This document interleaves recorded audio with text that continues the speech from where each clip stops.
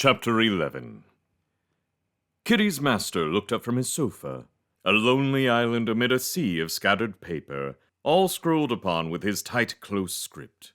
He was chewing at the end of a ballpoint pen, which had left little blue ink stains on his lips. He blinked in mild surprise. "Didn't think to see you back this evening, Lizzie. Thought you had to get off to your work." "I do, sir. Very shortly. Now, sir..." "Tell me, did you get hold of that original copy of Peck's Desiderata Curiosa? And what about the Anatomy of Melancholy? I wanted Volume 4, mind."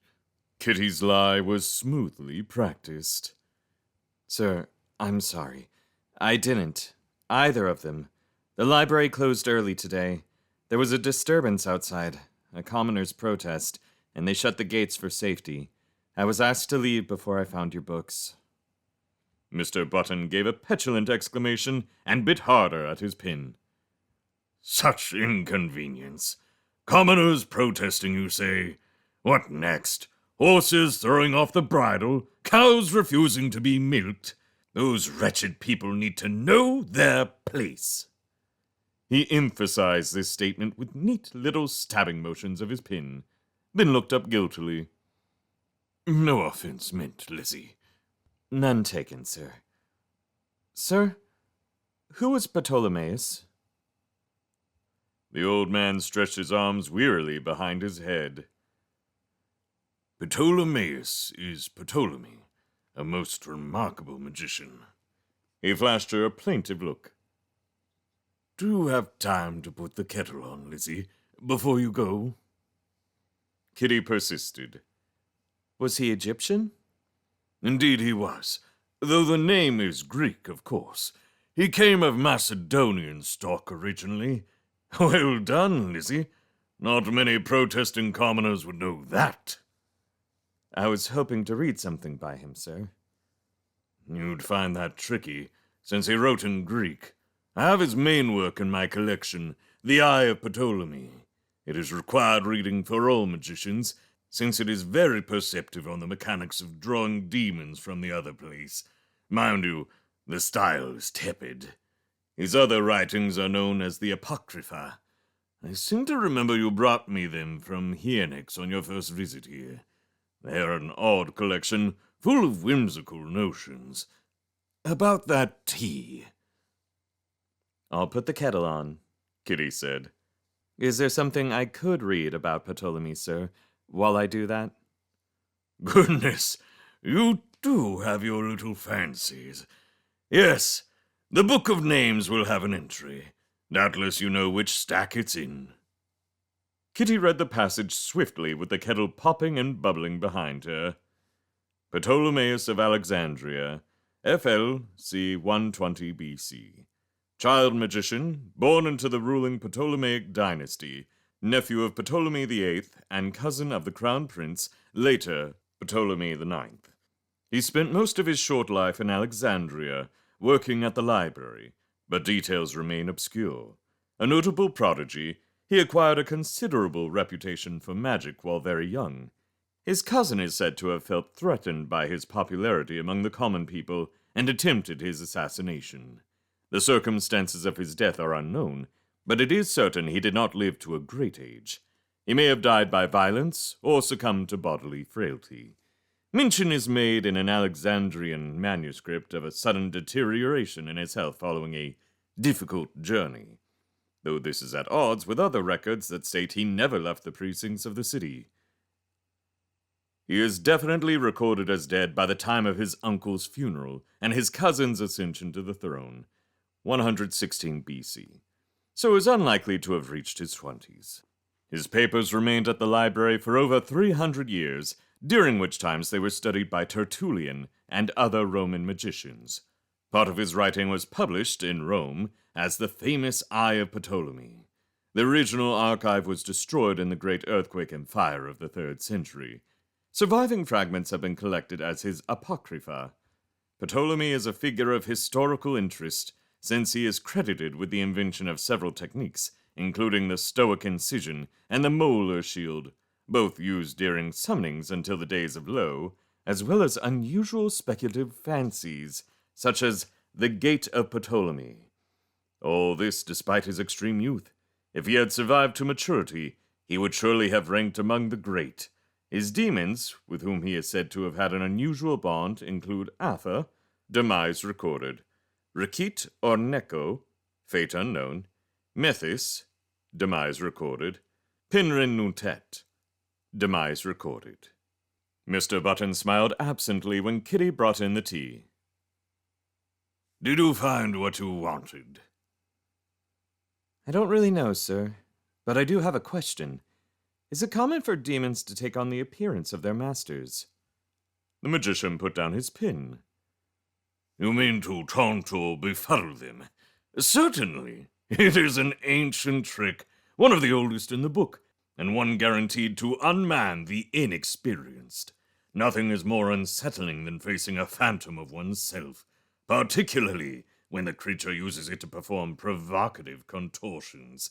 Rosenbauer of Munich was so distressed, I believe, by an accurate depiction of his many affectations, that he threw down his pomade and rushed sobbing from his circle, with melancholy results.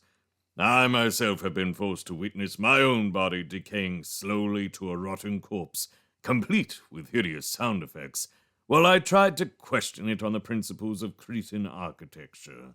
It is to my credit that my notes made any sense at all. Is that what you mean?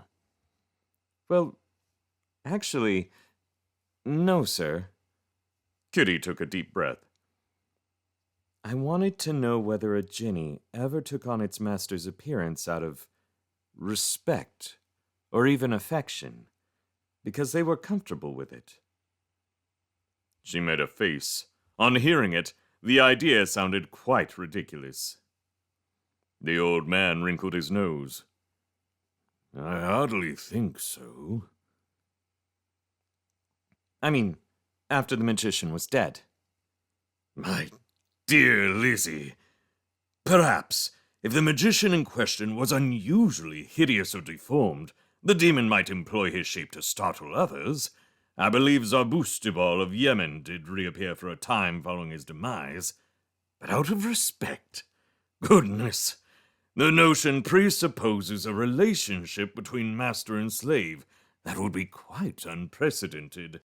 Only forgive me, only someone as inexperienced as you would come up with such a quaint conceit. Dear me, dear me. He tittered to himself as he stretched a hand towards the tea tray. Kitty had set off for the door. Thank you, sir. You've been very helpful. By the way, she added, what was the Gate of Ptolemy? From the middle of his sofa, among his mess of papers, the old magician groaned. What is it? A ridiculous notion. A myth, a figment, a barrel of moonshine. Save your questions for subjects of value. Now, I must work. I have no need for the witterings of foolish assistants. Be off with you. The Gate of Ptolemy, indeed. He winced, waved her pettishly away. But don't you have a job to go to, Lizzie? 40 minutes later, Kitty alighted from a bus upon the embankment road. She wore a thick black duffel coat and chewed intently at a sandwich. In her pocket were the documents confirming her second false identity, Clara Bell. The sky was blackening, though a few clouds still glimmered a dirty yellow with the city's reflected glow. Below the tide wall, the Thames lay distant, shrunk and withered. Kitty passed above a great grey mudbank, where herons stalked amid the stones and flotsam. The air was cold. A strong breeze blew towards the sea. At a bend in the river, the pavement took a sudden 90-degree turn away from the Thames, its route blocked by an extensive building with steep roofs and sharply pointed dormers. Heavy black beams laced its walls, lit windows gleamed at random heights, casting a rich light upon the street and the dark waters of the river. The upper story projected out above the lower on all sides, here vigorously, here sagging as if about to fall.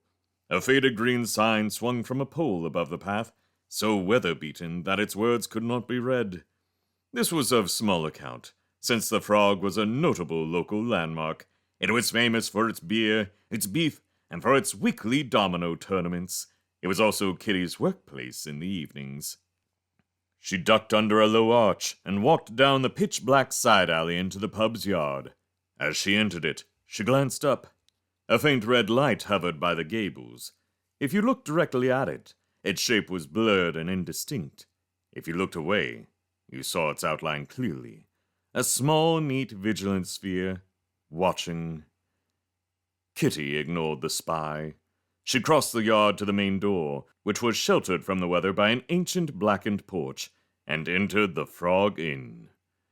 The bright lights of the taproom made her blink. The curtains had been drawn against the night, and a fire lit the grate. Its colors flickered in rows of glasses assembled on the bar. George Fox, the manager, was industriously polishing them one by one. He nodded at Kitty as she passed to hang her satchel on the coat rail. "In your own time, Clara. In your own time." She glanced at her watch. Still 20 minutes before they get here, George. "Not long enough for what I've got planned for you." Kitty flipped her hat onto a peg. No problem. She motioned with her head back towards the door. How long's it been there? "Couple of hours. Unusual sort. Just trying to spook us. Can't hear. Won't interfere." Okay. Chuck me a cloth. In 15 brisk and efficient minutes, the taproom was clean and ready, the glasses polished, the tabletops spick and span. Kitty had placed 10 pitchers on the counter above the tap, and Sam, the Frog's barman, began filling them with light brown frothing draughts of beer. Kitty distributed the last of the domino boxes, wiped her hands on her trousers, plucked an apron from a hook, and took up position behind the bar. George Fox opened the main door and allowed the customers in. As usual, the Frog's reputation ensured an ever-changing clientele, and tonight, Kitty noticed several people she hadn't seen before. A tall military gentleman, an old lady smiling and shuffling to a seat, a young blond man with beard and mustache. The familiar click of the dominoes began. Conviviality filled the air. Smoothing down her apron, Kitty hastened between tables and took orders for the evening meal. An hour passed. The remains of thick-slabbed hot beef sandwiches lay on plates at the players' elbows. With the food finished, interest in dominoes quickly paled. The pieces were kept in position on every table, in case the police should raid, but the players now sat up in their seats, suddenly alert and sober. Kitty filled the last few empty glasses, then returned to stand behind the counter as a man sitting near the fireplace slowly got to his feet. He was old and frail, bent with years. The whole room quieted to a hush. "Friends," he began, "little of note has happened since last week, so I shall shortly open our meeting to the floor. As always, I would like to thank our patron, Mr. Fox, for his hospitality. Perhaps we could hear from Mary first, for news of the American situation." He sat. At an adjacent table, a woman stood, thin-faced and weary. Kitty judged her to be not yet 40, though her hair was flecked with gray. "A merchant ship came in late last night," she began. "Its last berth was Boston, in the war zone. The crew breakfasted at our cafe this morning. They told us that the most recent British offensive has failed. Boston is still in American hands. Our army withdrew to the fields, searching for supplies, and has since been attacked. Losses are high." A low muttering filled the room. The old gentleman half stood. "Thank you, Mary. Who cares to speak next?" "If I may." The young bearded man spoke up. He was stocky, self-confident. He carried an assertive air. "I represent a new organization, the Commoners' Alliance. Perhaps you've heard of it." There was a general shuffling, a sense of unease. From behind the bar, Kitty frowned. Something about the speaker's voice. It bothered her. "We're trying to gather support," the man went on, "for a new round of strikes and public demonstrations. We've got to show the magicians what's what. The only way to make them sit up is concerted action by us all. I'm talking mass protests here. May I speak? The elderly lady, immaculately presented in a dark blue dress and crimson shawl, sought to rise. A chorus of amiable protest ensued, and she remained seated. I am fearful of what is happening in London, she said. These strikes, this unrest, surely it is not the answer. What will they achieve? Only sting our leaders to harsh reprisals. The tower will echo with the laments of honest men. The young man thumped the table with a thick pink fist. What is the alternative, madam? Sit quiet. The magicians won't thank us if we do. They'll grind us further into the dirt. We must act now. Remember, they can't imprison everyone. There was a sound of ragged clapping. The old lady stubbornly shook her head. You're quite wrong, she said. Your argument only works if the magicians can be destroyed. They cannot. Another man spoke out. Steady on, Grandma. That's defeatist talk. She jutted her chin. Well, can they? How? They're obviously losing control, or they'd have beaten the rebels easily. We can get help from the Europeans, too, the young blond man added. Don't forget that. The Czechs will fund us, and the French. George Fox nodded. French spies have given me a couple of magical items, he said, just in case of trouble. Never had to use them, mind. Excuse me, the old lady said, but you've not explained how a few strikes will actually bring the magicians down. She raised her bony chin and looked defiantly around at the company. Well? Several of the men made noises of disapproval, but were too busy sipping drinks to voice an exact reply. From behind the bar, Kitty spoke. You are right, madam, that defeating them will be difficult, she said in a quiet voice. But it is not impossible. Revolutions have succeeded dozens of times. What happened to Egypt, Rome, or Prague? All were invincible. For a time. All fell when the people stirred themselves. But my dear, the old lady said, in each case there were enemy armies. In each case, Kitty went on determinedly, foreign leaders took advantage of the kingdom's internal weaknesses. The people were already rebelling. They didn't have strong magic or vast armies. They were commoners, just like us. The old lady pursed her lips into a humorless smile. Perhaps. But how many of us want an invasion by foreigners? Our rulers may not be perfect, but at least they're British. The young bearded man snorted. Let's get back to now. Tonight, the Battersea Steel Workers are going on strike, just down the river from here. Come and join us. So what if the magicians send their demons? They will get no more cannon from us. And where will your steel workers be? The old lady said harshly. Some in the tower, some at the bottom of the Thames, and others will take their place. The demons won't get it all their own way, the young man said. Some people have resilience. You must have heard of it. They can withstand attacks, see through illusions. As he spoke, Kitty's eyes suddenly cleared. She saw beyond his thick mustache, his scruffy blonde beard. She knew him, clear as day. Nick Drew, last surviving companion in the Resistance.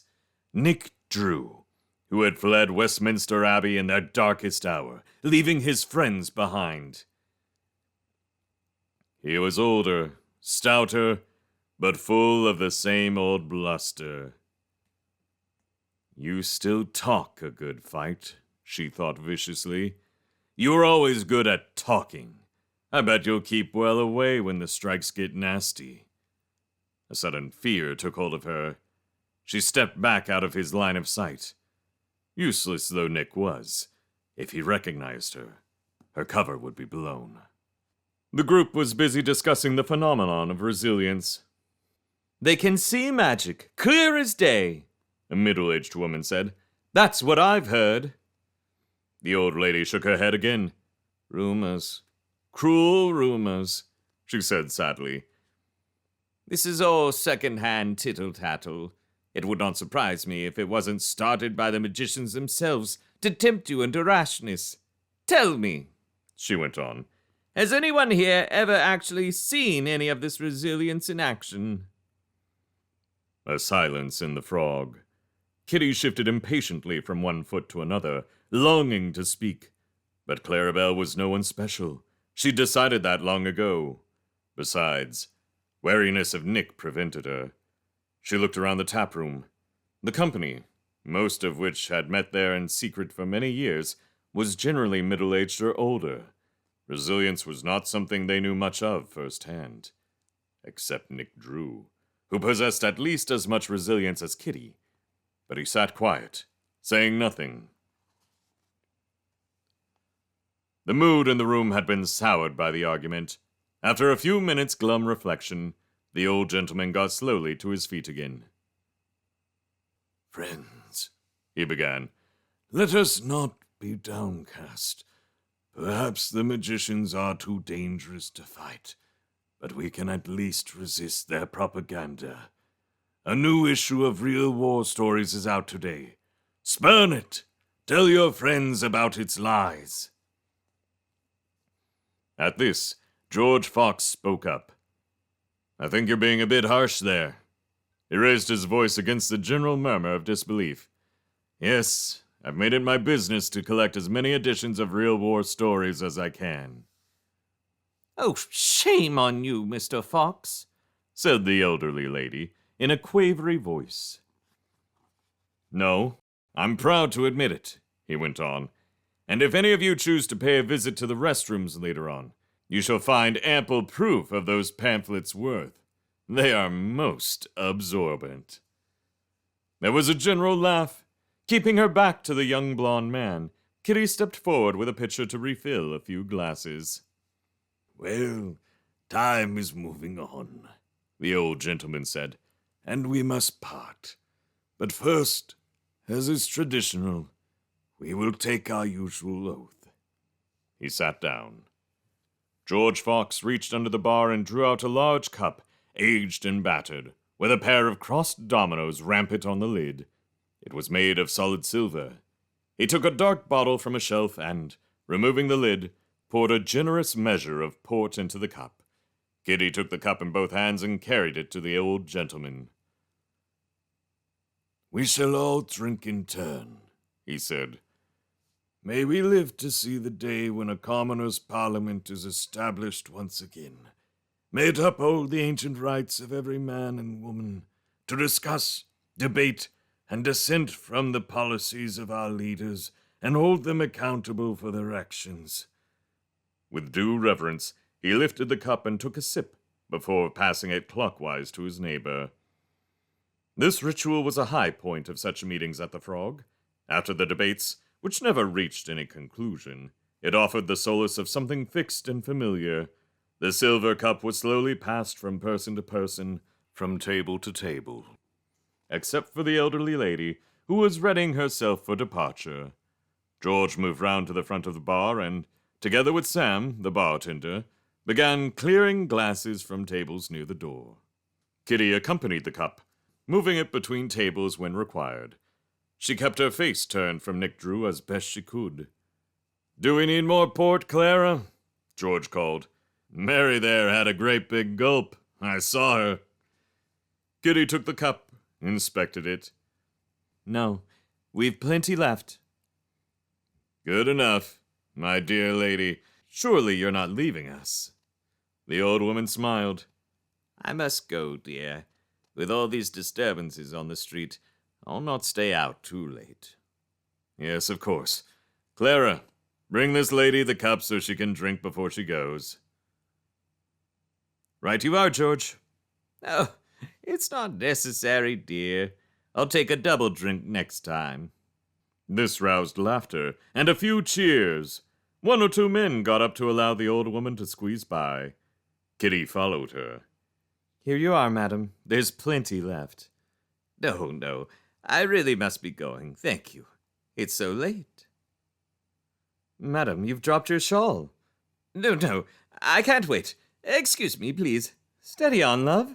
Watch where you're pushing. Excuse me.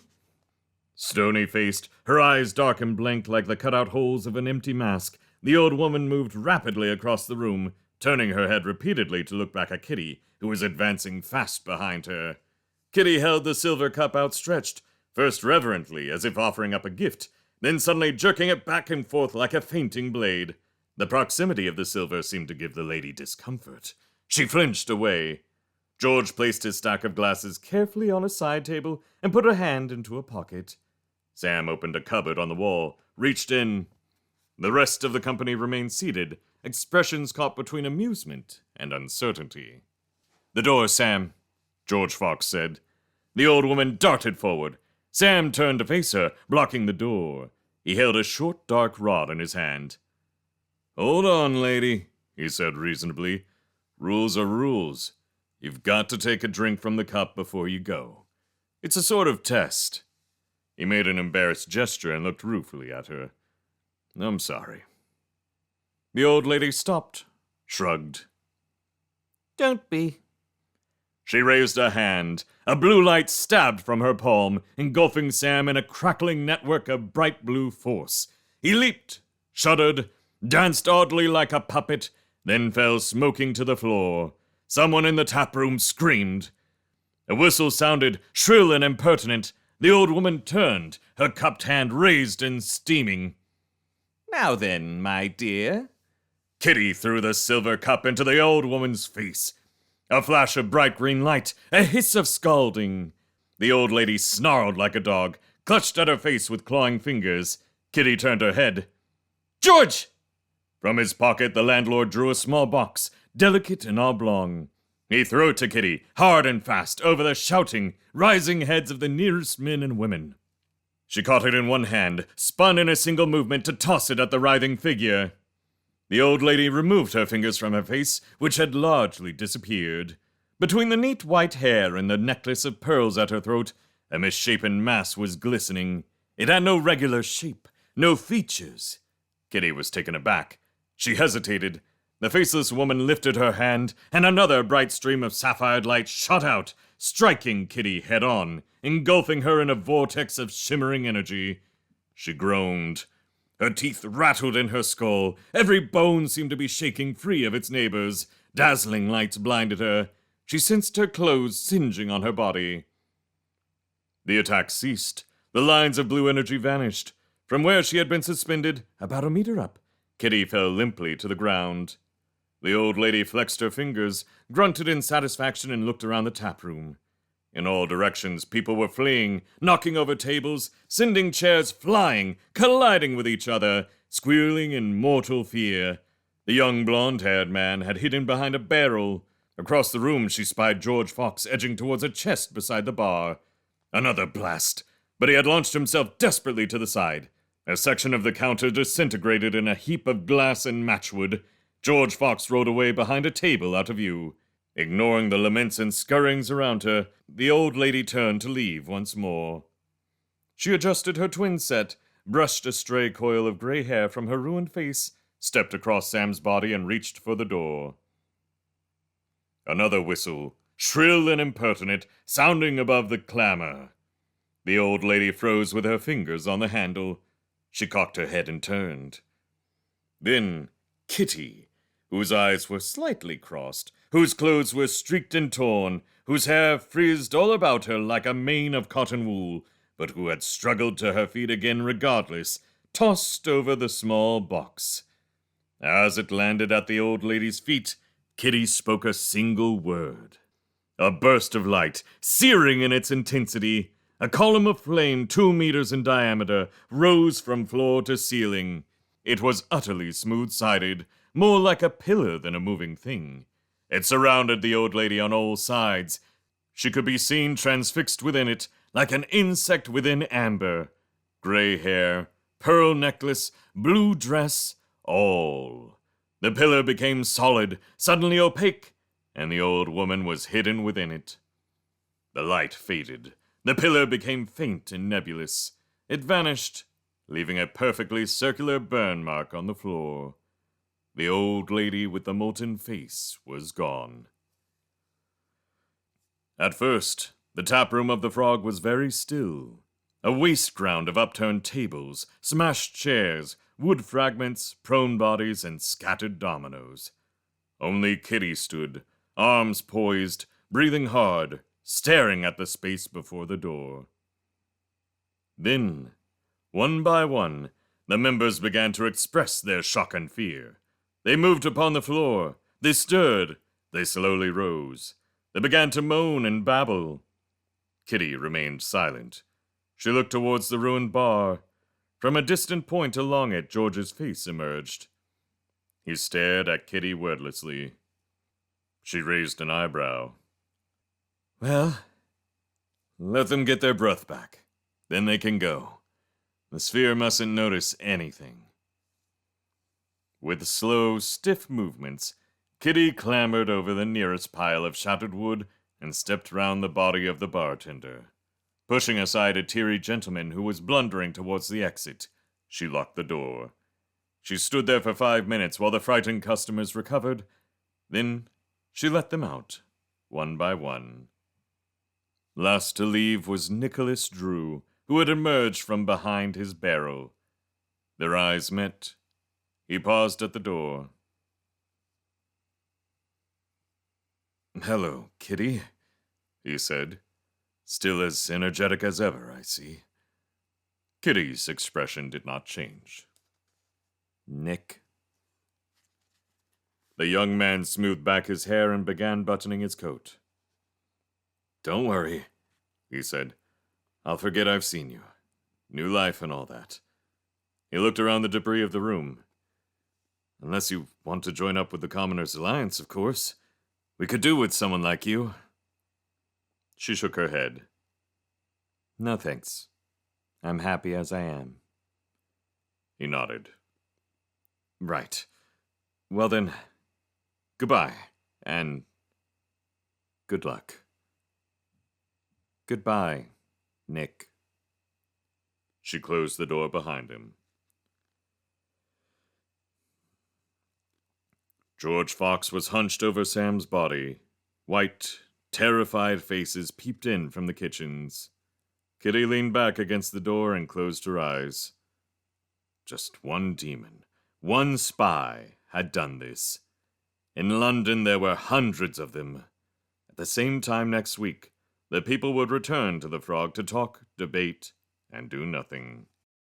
Meanwhile, every day across London, voices of protest were briefly heard and swiftly, ruthlessly cut off. Demonstrations were useless. Talk was useless. There had to be another way. Perhaps there was. It was time to carry out her plan.